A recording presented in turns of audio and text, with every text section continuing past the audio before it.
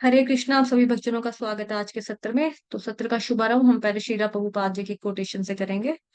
हरे कृष्णा माता जी। पंचांग प्रणाम। शेयर होगी स्क्रीन? नहीं माता जी। सॉरी माता जी, एक सेकंड।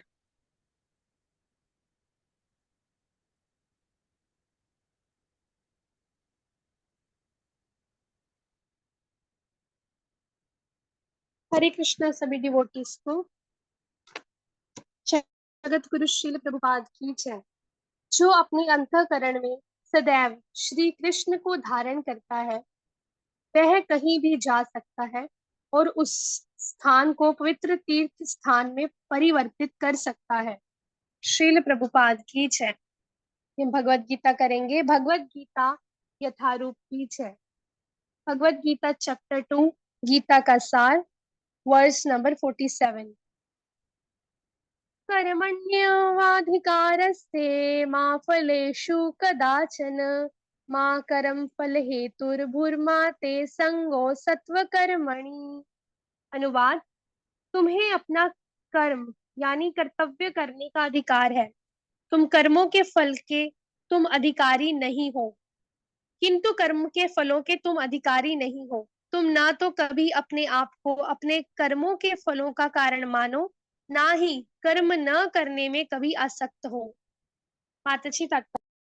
तात्पर्य जगत गुरु श्रील प्रभुपाद द्वारा श्रील प्रभुपाद की जय। ये जो श्लोक है बहुत ही इंपॉर्टेंट है पहले तो। ठीक है, इसको ध्यान से समझेंगे क्योंकि इस श्लोक को लेकर ना बड़े सारे लोगों के मन में मिसकंसेप्शन भी होता है। और जब आप लोग भक्ति में नहीं होते हैं तो आपको इस श्लोक के द्वारा भ्रमित भी किया जाता है। ठीक है, और उस चीज को हम बताएंगे आपको कि कैसे आपके साथ होता है शोषण अगर आप जॉब कहीं करते हो। ठीक है, तो या आप अगर बॉस हो तो आप किस तरह से शोषण करते हैं, जो कि गलत है। दोनों ही दृष्टियों से इसको देखेंगे बेसिकली कि किस तरह से इस श्लोक का कई लोग जो है गलत मतलब निकालते हैं। एनीवेज हम पढ़ते हैं। तात्पर्य जगत गुरु शील प्रभुपाद द्वारा शील प्रभुपाद की जय। यहाँ पर तीन विचारणीय बातें हैं। कर्म यानी कि स्वधर्म, विकर्म तथा अकर्म। पहले मैं इसी को थोड़ा सा बता देती हूँ। कर्म का मतलब यहाँ पे लिखा है स्वधर्म। तो कर्म का मतलब एक तो होता है, अगर बिल्कुल हल्की भाषा में बोलूं, आसान भाषा में, तो कर्म का मतलब होता है किसी भी क्रिया। क्रिया से होता है कि कोई भी कार्य अगर आप करते हो, मान लो नहा रहे हो, ब्रश कर रहे हो, खा रहे हो, स्कूल जा रहे हो, सो रहे हो, जॉब कर रहे हो, पति के लिए खाना बना रहे हो, बच्चों को स्कूल भेज रहे हो, उनको होमवर्क करवा रहे हो, ये सारा का सारा किसके अंदर आएगा? स्वधर्म आएगा। लेकिन ये स्वधर्म जो है यानी कि जो कर्म है, ये कौन से वाले कर्म है? अच्छे वाले कर्म है। साथ ही यहाँ पे लिखा है ब्रैकेट में स्वधर्म। ये स्वधर्म कौन से वाले हैं? जो कि आपकी शारीरिक ड्यूटीज हैं, जिसका आपके साथ जैसा रिश्ता है उसके प्रति जो आपकी ड्यूटी रहती है। मान लो कोई पड़ोसी है, वो सोच रहा है मेरे घर में, जैसे पड़ोसी आमतौर पे करते हैं, हमारे घर में गेस्ट आ गया, अचानक देखा डिब्बा चीनी का खाली हो गया, थोड़ी सी चीनी दे दो ना, वो घर में आ जाएगा लेने। टमाटर खत्म हो गया, 2 टमाटर दे दो। इसके पापा भी मार्केट गए हैं लाने के लिए, तब तक सब्जी को तड़का लगाने में लेट हो जाएगा, थोड़ा दे दो। आपने पड़ोसी को दे दिया। तो एक तरह का क्या हो रहा है? स्वधर्म हो रहा है। फ्रेंड आपका बोल रहा है मेरे साथ थोड़ा खेल ले, मैं बहुत बोर हो रहा हूँ, चल चिड़ी छिक्का खेले, बैडमिंटन खेले, चलो खेल लिया। ये सारी चीजें स्वधर्म के अंदर आ रही हैं। इसमें भक्ति वाली चीज नहीं आ रही है, ये कर्म है। दूसरा आ रहा है विकर्म। विकर्म का मतलब होता है पाप पूर्ण कर्म। ठीक है, जो चीजें करने से आपको पाप लगते हैं, मतलब जो चीजें हमारे शास्त्रों में लिखी है ना, उसका अपोजिट करना, टोटली अपोजिट करना। जैसे मान लो शास्त्रों में लिखा है चोरी नहीं करना, आप सोचोगे क्यों, हम चोरी करेंगे? ठीक। शास्त्रों में लिखा है कि शराब नहीं पीनी, सिगरेट नहीं पीनी, जुआ नहीं खेलना, आप कहोगे क्यों, हम तो करेंगे। तो और भी बड़ी सारी चीजें लिखी हैं, पराई स्त्री पे नजर ना डालना, आप संबंध बना रहे हो तो ये सारा का सारा विकर्म में आएगा। नशा करना सारा विकर्म में आएगा। पाप पूर्ण प्रवृत्तियां जितनी भी होंगी, पाप पूर्ण कर्म जितने भी होंगे, वो विकर्म के अंडर आएंगे। ठीक। कई बार प्रश्न ये आता है, क्योंकि अभी मेरे मुंह से एक वर्ड निकल गया, गलती से प्रवृत्ति निकल गया, तो हो सकता है आप लोग उसका थोड़ा सा मतलब गलत ले लो कि मतलब सोचने को भी विकर्म में आएगा। सोचने को विकर्म नहीं बोला जाएगा, क्योंकि कॉन्टिन्यूसली जब तक आप एक चीज नहीं सोचोगे ना, और जब तक आप इतना मुसल्सल मुसल्सल उस चीज को सोचते रहो, सोचते रहो, सोचते रहो, एंड में क्या होता है कि आप वो गलती कर बैठते हो, तो वो कन्वर्ट हो जाती है, उस कर्म में कन्वर्ट हो जाएगी, यानी कि विकर्म बन जाएगा। लेकिन आपने कुछ सोचा है बट आपने किया नहीं है, अगले ही पल आपके अंदर परमात्मा रूप जो वास करते हैं वो आपको गाइड करते हैं कि नहीं ये गलत है, ये पाप है, ऐसा मत सोच, ऐसा मत कर। तो आपको गाइड करने वाला भी अंदर बैठा है। तो सोचने से आपको पाप नहीं लगता, करने से ही लगता है। तो विकर्म का मतलब जो आपने जो गंदे कर्म होते हैं हमारे, ठीक है? जो पाप वाले कर्म होते हैं उसको बोलते हैं विकर्म। अकर्म का मतलब ये नहीं है कि कर्म का मतलब कर्म करना, अकर्म का मतलब कर्म ना करना। अकर्म का मतलब होता है कि कृष्ण के लिए कर्म करना। यहाँ पे कर्म का मतलब क्या होता है? आप खाली अपने लिए कर्म करते हो। मान लो आपका कुछ खाने का मन कर रहा है, ठीक? आपका कुछ पहनने का मन कर रहा है, आपका कहीं होटल में जाके नरम गद्दों पे सोने का मन कर रहा है, तो आप अपनी इंद्रिय तृप्ति के लिए कर रहे हो, क्योंकि 5 सेंसेस होती हैं हमारी, है ना? तो उसको उसमें से आप किसी भी सेंस को अगर आप सैटिस्फाई करने का सोचते हो अपनी प्रसन्नता के लिए, तो वो आपका यहीं यहीं पे आएगा। लेकिन अकर्म में क्या होता है? जब आप कृष्ण की प्रसन्नता के लिए कार्य करते हो, कृष्ण भगवान की खुशी के लिए सोचते हो और वो वाले काम कर्म करते हो जो हमारे शास्त्रों में लिखे गए हैं। आपको शास्त्रों के हिसाब से चलना है। आपको जैसे हमारे 4 नियम है, 4 नियमों का जैसे हम पालन करते हैं, शॉर्ट में अगर मैं बताऊं, ठीक है?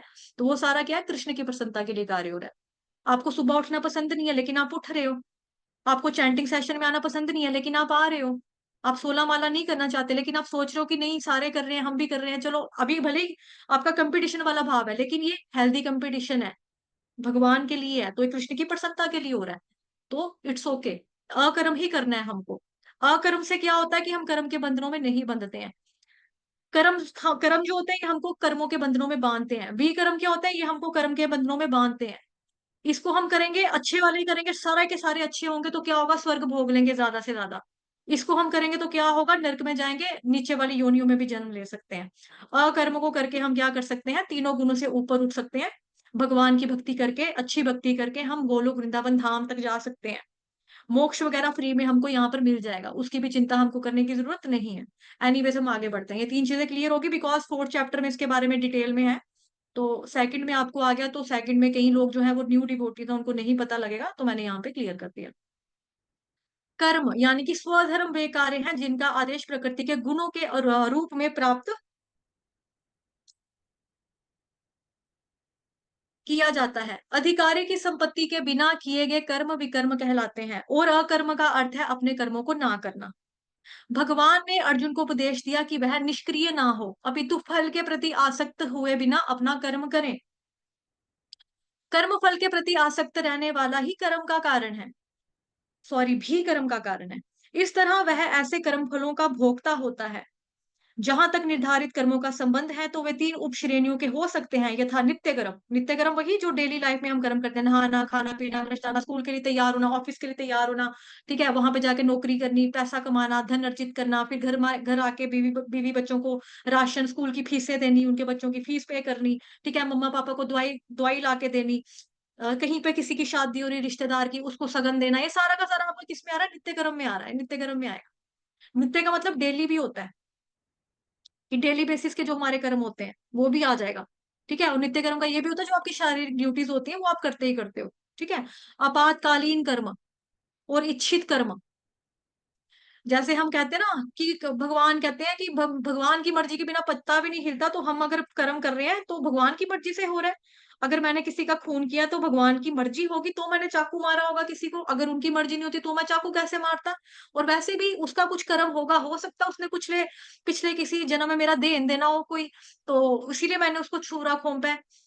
तो बेसिकली यहाँ पे एक शब्द की तरफ ध्यान देंगे, इच्छित कर्म। इच्छा शक्ति भगवान ने हमें दी है, जीवात्मा को इच्छा शक्ति करने की क्या बोलते हैं, भगवान ने उसको एक अपॉर्चुनिटी कह लो या एक उसको सहूलियत कह लो उर्दू में, है ना, वो दी है। बट इसका मतलब ये नहीं है कि हम इच्छा ही गलत करेंगे तो पाप कर्म का फल हमको ही भोगना पड़ेगा। मान लो कि हमारे डॉक्टर ने हमको बोला है कि आपको शुगर है, डायबिटीज है, आपकी किडनियां टोटली फेल होने वाली हैं अगर आपने और मीठा खाया तो, और हम सोचे नहीं, जिंदा रूह है ना, देख के मन तो करता ही है, कब तक तरसेंगे, मरना तो एक दिन है ही, खा लेते हैं जलेबी, फिर क्या हो गया। तो डॉक्टर ने हमको ऑलरेडी बोल दिया है, हम इच्छित कर्म करेंगे, इच्छा कर ली हमारी खाने की तो हमने खाया तो क्या होगा? किडनी खराब हो जाएगी हमारी, ठीक है। एरोप्लेन में हम चढ़ते हैं, सवारी बन के हम यात्रा करते हैं कहीं पर, तो एरोप्लेन में हमारे पास कुछ फैसिलिटीज होती हैं, कुछ चीजें होती हैं, कुछ शक्तियां होती हैं कि हम कुछ कर सकते हैं, कुछ हमारे पास वो होता है कि मतलब आपको कुछ छूट होती है बेसिकली कि आप ये चीज कर सकते हो। जैसे आप कॉमिक पढ़ सकते हो, छोटे छोटे टीवी लगे होते हैं आप उसको देख सकते हो, है ना, आप सो सकते हो, रेस्ट कर सकते हो, लेकिन आप सोचो कि बड़ी गर्मी लग रही है, मेरा बैट बॉल खेलने का अभी के अभी मन कर रहा है, दरवाजा खोलो, खिड़की खोलो जहाज की, मैं अभी कूदूंगा। बाथरूम में बैठकर मैं ये मजे लेना चाहता हूँ थोड़ा सा, या फिर बाथरूम में बैठकर मैं बैट बॉल खेलूंगा, तो आप मर जाओगे। तो उसमें क्या हो रही, इच्छा ही आप गलत कर रहे हो, तो कर्म का फल आपको ही भुगतान करना पड़ेगा, उसको आप ही को भोगना पड़ेगा, अन्य किसी व्यक्ति को नहीं भोगना पड़ेगा। उसमें आप ये नहीं कहोगे भगवान की मर्जी थी ऐसा करवाने की, उन्होंने करवाया तो ऐसा हुआ, उन्होंने ऐसा नहीं करवाया। इच्छा शक्ति, इच्छित कर्म, नित्य कर्म फल की इच्छा के बिना शास्त्रों के निर्देशानुसार सतोगुण में रहकर किए जाते हैं। फल युक्त कर्म बंधन के कारण बनते हैं, अतः ऐसे कर्म अशुभ हैं। हर व्यक्ति को अपने कर्म पर अधिकार है, किंतु उसे फल पर अनासक्त होकर कर्म करना चाहिए। ऐसे निष्काम कर्म निस्संदेह मुक्ति पथ की ओर ले जाने वाले हैं। अतएव भगवान ने अर्जुन को फलासक्ति रहित होकर कर्म यानी कि स्वधर्म के रूप में युद्ध करने की आज्ञा दी। उसका युद्ध विमुख होना आसक्ति का दूसरा पहलू है। ऐसी आसक्ति से कभी मुक्ति पथ की प्राप्ति नहीं हो पाती। आसक्ति चाहे चाहे आसक्ति चाहे स्वीकारात्मक हो या निषेधात्मक हो, वह बंधन का कारण है। अकर्म पापमय है। अतः कर्तव्य के रूप में युद्ध करना ही अर्जुन के लिए मुक्ति का एकमात्र कल्याणकारी मार्ग था। तो श्लोक आप लोगों के सामने है, तो यानी कि कर्म आपको करना ही करना है। हमारे वश में होता है कि हम कर्म करेंगे, लेकिन उसका फल जो होता है वो हमारे बस में नहीं होता, ना ही उसका यहाँ पे लिखा है जैसे किंतु कर्म के फलों के तुम अधिकारी नहीं हो। ठीक है ना, यहाँ पे तुम्हें अपना कर्म करने का अधिकार है, लेकिन फल के अधिकारी नहीं हो। ये सारा मैंने हाईलाइट कर लिया यहाँ पे, ठीक है।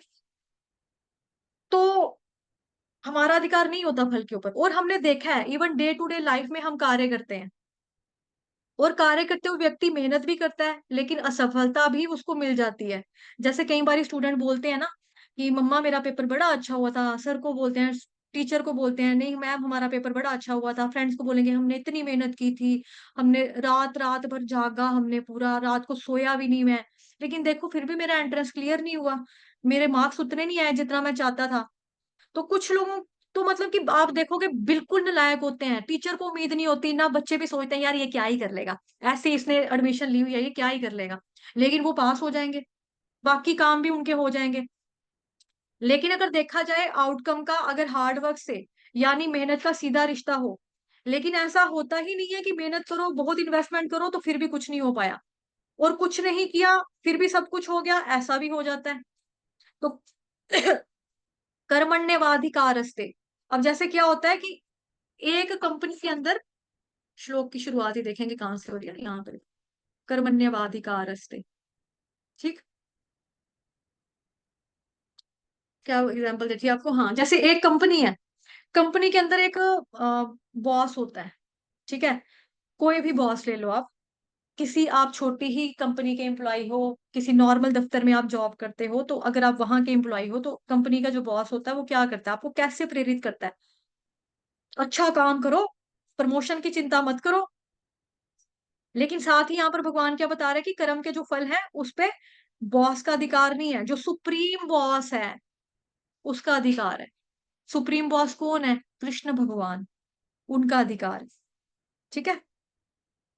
तो इसलिए जिन पे उनका अधिकार है यानी कि आउटकम पर, क्योंकि उनका अधिकार है इसलिए अगर हम कार्य करेंगे तो वो कार्य करेंगे जिसमें कि वास्तव में फल हो, ऐसा है ना, ऐसा हो कि फल भगवान को ही हमें अर्पित कर सके, क्योंकि फल हमें अपने पास नहीं रखना होता, तो फल हम कहाँ देंगे, फल हमको भगवान जी को दे देना है। अगर आपने कुछ अच्छा किया भी है, आपको प्रमोशन मिला है, कुछ भी मिला है, तो आपको उसका फल भगवान जी को देना है। कर्मण्यवाधिकारस्ते, लोग बोल देते हैं कि कर्म करना चाहिए लेकिन फल की इच्छा नहीं करनी चाहिए, लेकिन फल कहाँ पर देना चाहिए इसकी चर्चा मतलब कि लोग नहीं बताते हैं, लेकिन इसके बारे में भगवान ने भगवत गीता में बताई हुई है चीजें। गूढ़ बातें होती है, कई बार हमको पहली दूसरी बार पढ़ने से सुनने से समझ में नहीं आता है, चीजों को नहीं पता लगता है, जब आप तभी कहते हैं ना प्रमाणिक संप्रदाय के अंडर रहकर हमें श्रवण करना चाहिए। फिर श्रील प्रभुपाद जी की भगवत गीता क्यों सबसे ज्यादा फेमस है, बिकॉज वो भगवान जी के अनन्य भक्त हैं, उन्होंने जो चीजें बताई हैं लिखा है, वो किसी अन्य ने नहीं लिखा है। तो यही चीज है यहाँ पे बताई जा रही है कि भगवान जी को आपको फल दे देना है। तो इस श्लोक का हम थोड़ा सा विश्लेषण करते हैं, जैसे कि कर्मण्यवादी का रास्ते यहाँ पे पहली दूसरी लाइन्स में ही यहाँ पे लिखा हो ना, तुम अपना कर्म करो। अगर आप लोग नोट करना चाहते हो तो प्लीज आप लोगों को मैं बोलूंगी पेन कॉपी ले लो थोड़ा सा, ठीक है। बाकी जो एडमिन फ्री हैं वो यहाँ पे चैट बॉक्स में पॉइंट के नंबर टाइप करेंगे, या विनीता माता जी कर लेंगे, या भाव्य प्रभु जी स्कूल जाने वाले हैं थोड़ी देर में, या वो कर लेंगे, या रिया माता जी आप लिख के सबको फॉर एवरीवन कर देंगे, ठीक है।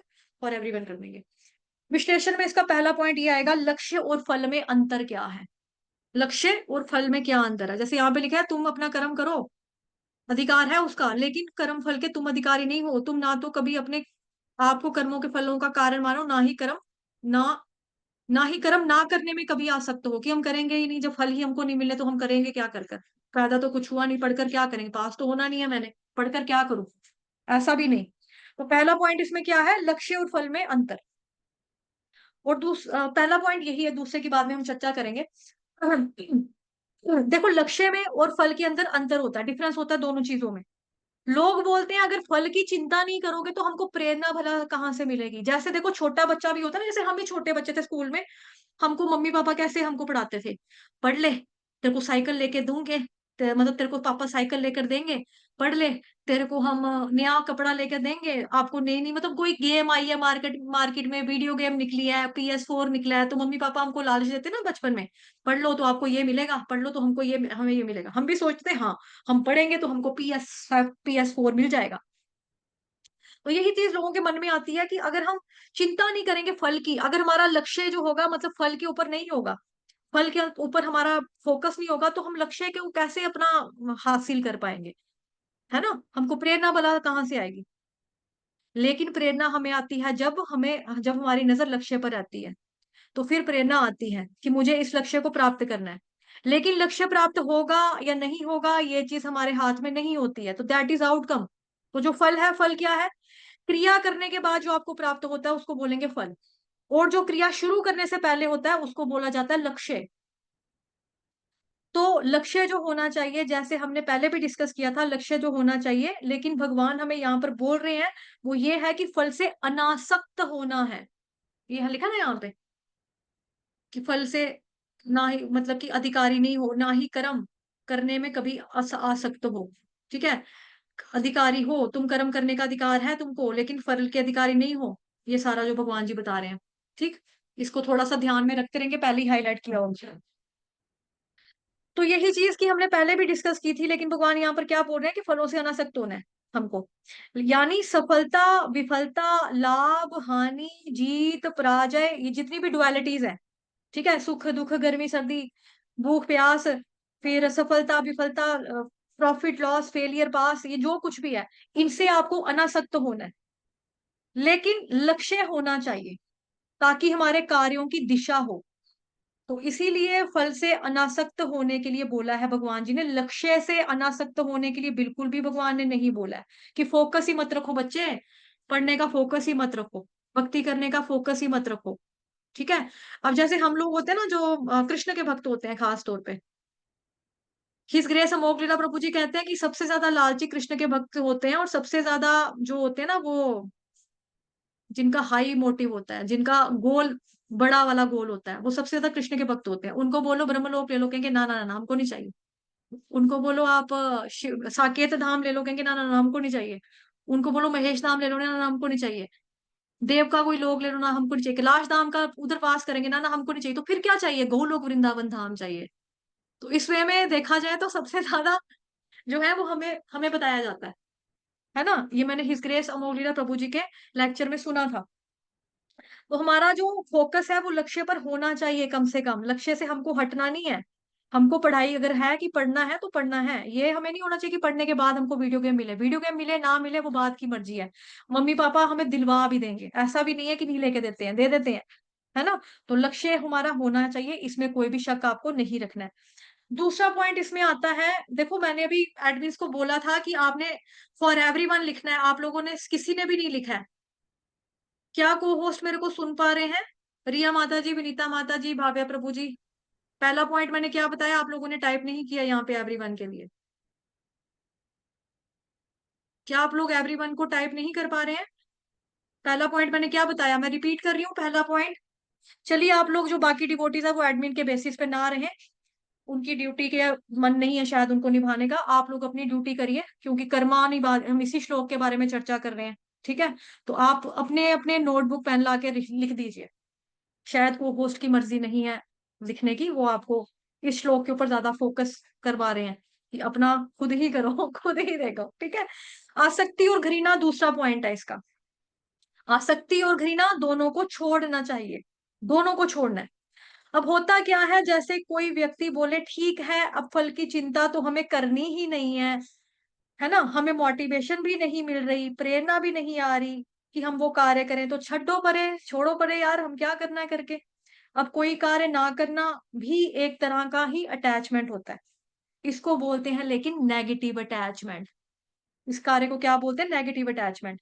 कोई व्यक्ति जो फल के पीछे पड़ा हुआ होता है उसको बोला जाता है पॉजिटिव अटैचमेंट, यानी कि वो लगा हुआ है कि मुझे फल प्राप्त होगा नहीं होगा, उसकी वो वाली अटैचमेंट है।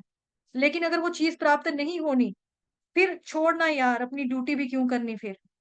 इसलिए भगवान इस श्लोक के अंदर क्या कह रहे हैं कि तुम ना तो कभी अपने आप को अपने कर्मों के फलों का कारण मानो, ना ही कर्म करने में कभी आसक्त हो, यानी कि अपनी ड्यूटी ना करना, इससे भी अटैच नहीं होना चाहिए, यानी कि हमें ड्यूटी करनी चाहिए।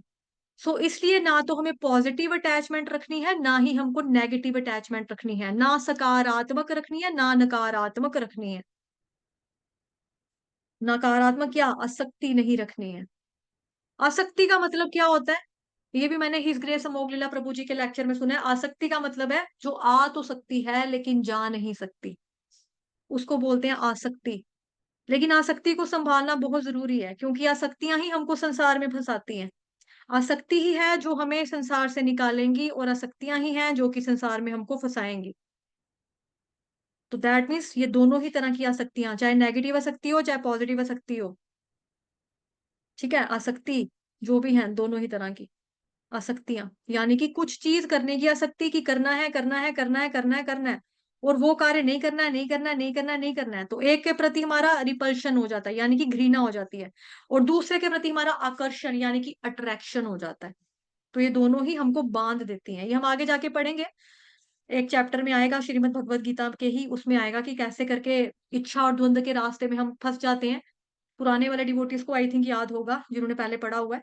ठीक है, जो नए वाले हैं उनको हम करवा देंगे, जब तक आप वहां पर पहुंचेंगे आपको करवाएंगे। ठीक है, तो घृणा और आकर्षण दोनों ही हमको बांध देती हैं। क्योंकि क्यों बांधती है, बेसिकली इनके अंदर भोग की इच्छा होती है। ठीक है, इनके अंदर भोग की इच्छा होती है।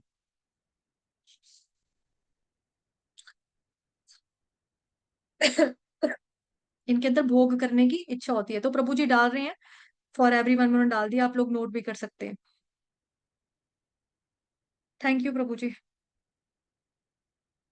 कोई चीज हम करना चाहते हैं, क्यों करना चाहते हैं, करेंगे तो हमको मजा आएगा ना, इसलिए हम करना चाहते हैं। और कोई चीज अगर हम नहीं करना चाहते हैं तो अरे नहीं करना यार, है ही नहीं कोई मजा इसके अंदर, ना कोई फन ना कुछ।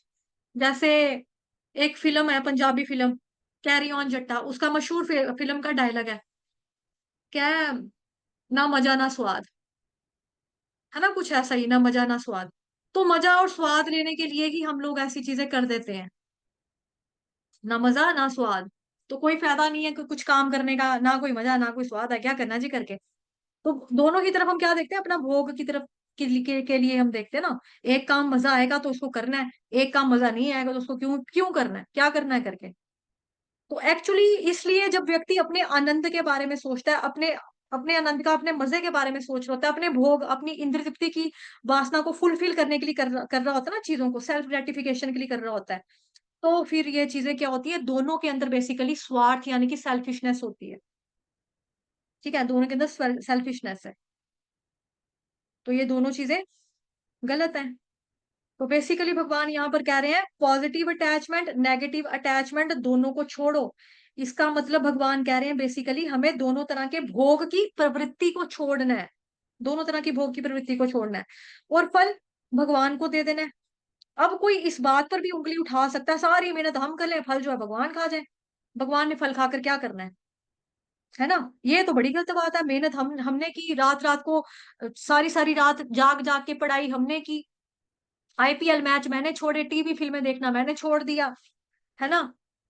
अगर कोई बंदा, इंसान जो है, व्यक्ति हमारे, अगर मान लो पापा ये सोचें कि मैंने खून पसीने की मेहनत की, मैंने बच्चों को मैंने दे दिया सारा का सारा, उनको खिला दिया, है ना? अपने लिए मैंने कुछ भी नहीं सोचा, बट बाद में वही बच्चे हमको वृद्धाश्रम में छोड़ आएंगे। चीजें सोचते हैं ना लोग, इंसान देखो बड़ा कुछ सोचता है, ये कोई वो चीज नहीं है, गलत धारणाएं नहीं है, ये प्रैक्टिकल बातें हैं जो हम प्रैक्टिकली सोचते हैं। तभी करके देखो, जो हमारी श्रीमद् भगवत गीता, जो हमारी स्पेशल ये वाली क्लास है, इसमें real life lesson from Bhagavad Gita हम सिखाया जा रहा है आपको। क्यों हमारी क्लास थोड़ी सी लंबी हो जाती है, खास तौर पे इस वाले चैप्टर में क्यों लंबी हुई है? बिकॉज ये वाला चैप्टर जो हमारा है ना, ये लेंथी है, और ये बेस है पूरा, ये बेस है भगवत गीता का, सेकंड अध्याय जो है पूरा। ठीक है? तो इसको तो हमने पूरे अच्छे से आपको समझना ही समझना होगा, हम सबको समझना होगा, सबके लिए जरूरी है ये नहीं है कि पढ़ाने वाले की जरूरी नहीं है, कि मेरे को तो ऑलरेडी पता है, मैं ही क्यों शेयर करूं आगे। हमारे लिए भी जरूरी है, हमको भी चीजें भूल जाती है, हमें भी भूलता है, तो हमें, हमारे लिए भी जरूरी है, आपके लिए भी जरूरी है। तो कोई व्यक्ति इस बात पे उंगली उठा सकता है, सारी मेहनत हम करें, भगवान फल खा जाए, ये बड़ी गलत बात है, ये तो गंदी बात है। लेकिन ऐसा नहीं है कि भगवान सारे फल रख लेते हैं और फिर भगवान खाना शुरू कर दें, कि आओ मेहनत तुम्हारी थी, अब तुम्हारे सारे फल मैं खा लूंगा, कर्मों के फल खा लूंगा आपके। ऐसा नहीं है, भगवान श्री कृष्ण उन सारे कर्मों के फलों को हमको वापस दे देते हैं एज अ प्रसाद। प्रसाद की जो डेफिनेशन है, यानी कि शॉर्ट फॉर्म अगर हम बोले तो, मतलब जैसे होता है ना एब्रीवेशन, फुल फॉर्म एब्रीवेशन ऐसे, प्रसाद, फल। ठीक है? प्रसाद, फल का मतलब एक तरह का क्या हुआ, प्रसाद हुआ। प्रसाद का मतलब क्या हुआ? प्रभु के साक्षात दर्शन करना। ठीक? तो इसीलिए हमको मिलता है प्रसाद। अगर कोई व्यक्ति ये भी डाउट कर सकता है कि अगर हमें फल की इच्छा नहीं करेंगे तो फल हमको प्राप्त नहीं होगा, नहीं, ऐसा नहीं है। फल की इच्छा ना करके आपको ज्यादा फल प्राप्त होता है, बिकॉज आप अपना 100% फोकस आपका होता है उस कार्य को संपन्न करने के लिए। तो इसीलिए फल की इच्छा ना करके ज्यादा फल जो हमको प्राप्त होते हैं, फल की इच्छा ना करके, मतलब मैंने जो कर्म किए थे उससे जो ज्यादा हमको फल मिले हैं, वो ज्यादा फल मुझे भगवान जी को अर्पित करने हैं, जो कि मुझे वापस प्रसाद प्रसाद के रूप में प्राप्त होंगे।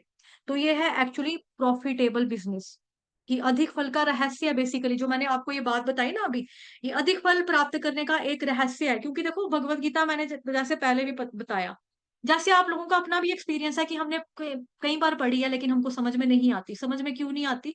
क्योंकि इसके अंदर गूढ़ रहस्य भी छिपे होते हैं। रहस्य हमको कौन बता पाता है? जैसे कि हमने बताया कि शीला प्रभुपाद जी, जो भगवान जी के अनन्य भक्त हैं, उन्हीं के संप्रदाय से हम जुड़े हैं, प्रमाणिक संप्रदाय में हम श्रवण कर रहे हैं, है ना? उन्हीं के शिष्यों से हमने सुना है, आगे उनके डिसाइपल से सुना है, श्रवण किया है, सीनियर वैष्णवाचार्यों से हमने श्रवण किया है। तब करके हमको पता लगा है कि ये चीज अधिक फल का रहस्य है, जो चीज बताई आपको। तीसरा पॉइंट इसमें आएगा, तनाव मुक्त कार्य। ठीक है? मैं टाइप कर देती हूँ आप लोगों के लिए, क्योंकि भाव्या प्रभु जी चले गए हैं स्कूल में। तो थर्ड पॉइंट आपका है तनाव मुक्त कार्य। एक मिनट फॉर एवरीवन।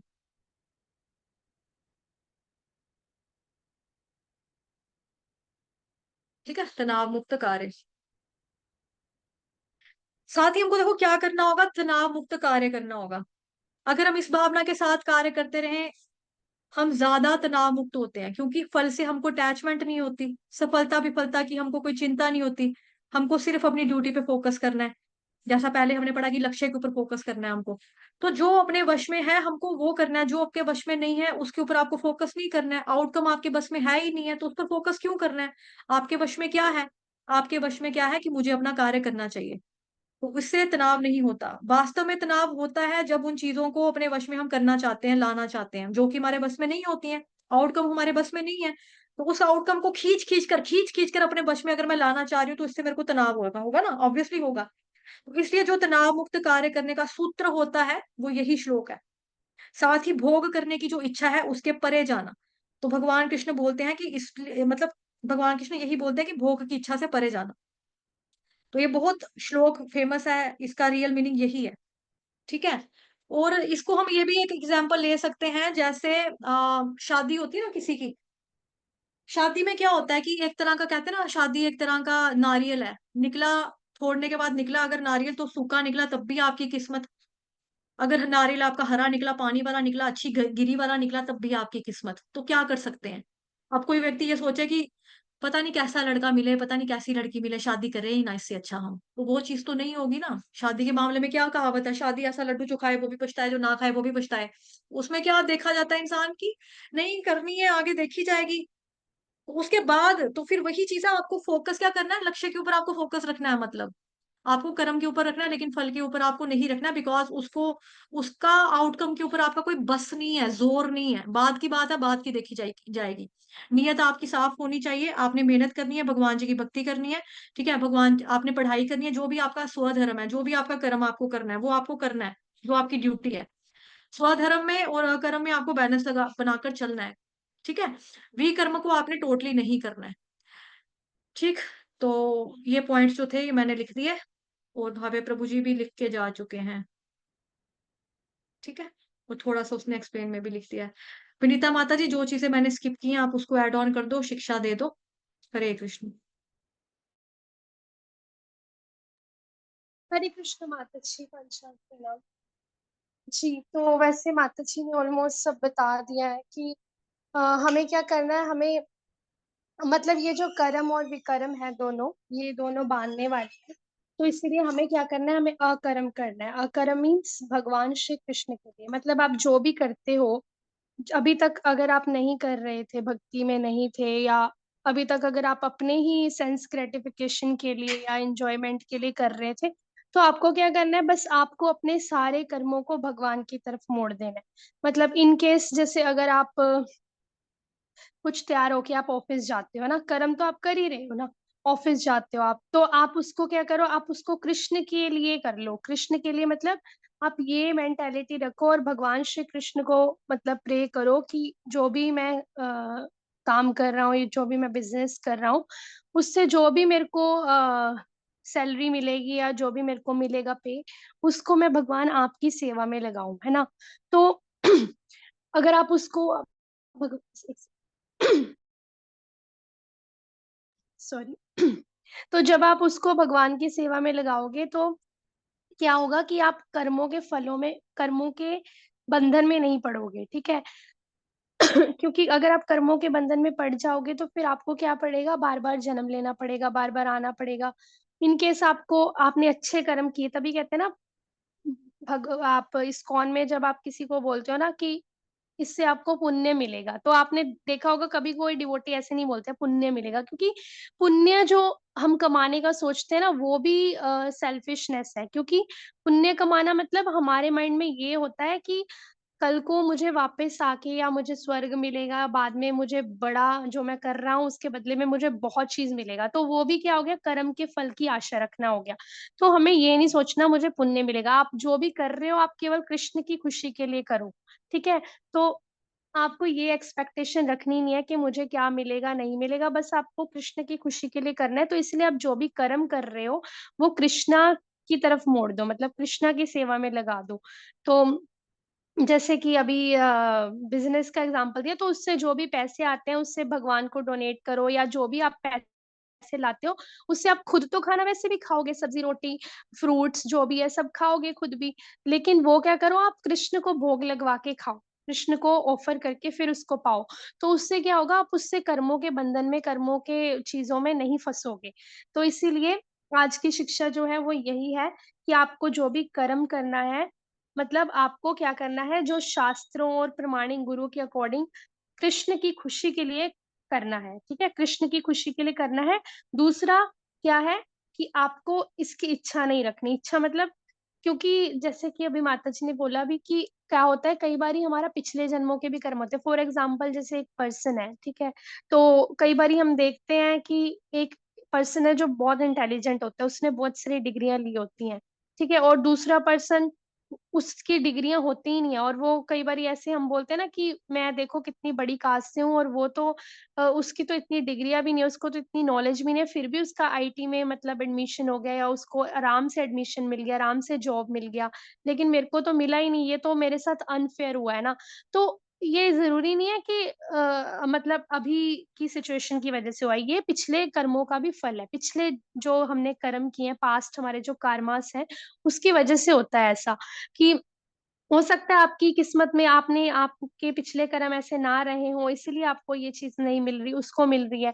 तो भक्ति में भी जो आपने देखा है, भक्ति में भी कई बारी आप देखोगे जो छोटे बच्चे बचपन से ही जो पैदा होते हैं, छोटे-छोटे थोड़े टाइम के होते हैं और वो कितने साल बाद इतने-इतने श्लोक बोलने लग जाते हैं और कथावाचक बन जाते हैं।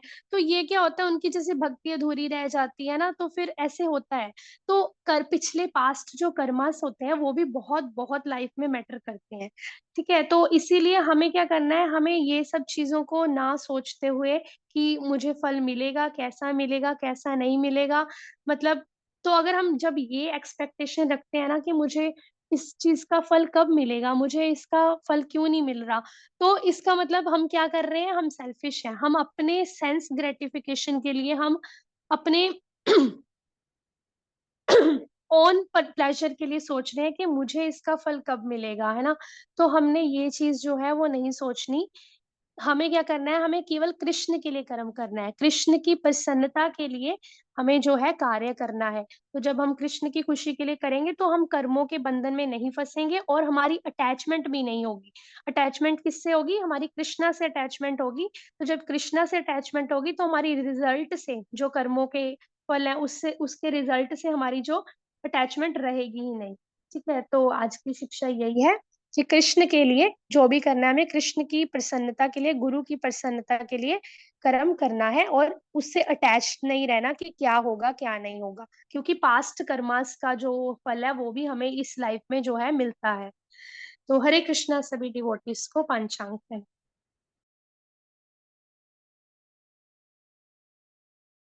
वाञ्छाकल्पतरुभ्यश्च कृपा सिन्धुभ्येव च पतितानां पावनेभ्यो वैष्णवेभ्यो नमो नमः। अनंत कोटि वैष्णव वृंद की जय। श्री कृष्ण चंद्र भगवान की जय। जगत गुरु श्री रूप गोपाद की जय।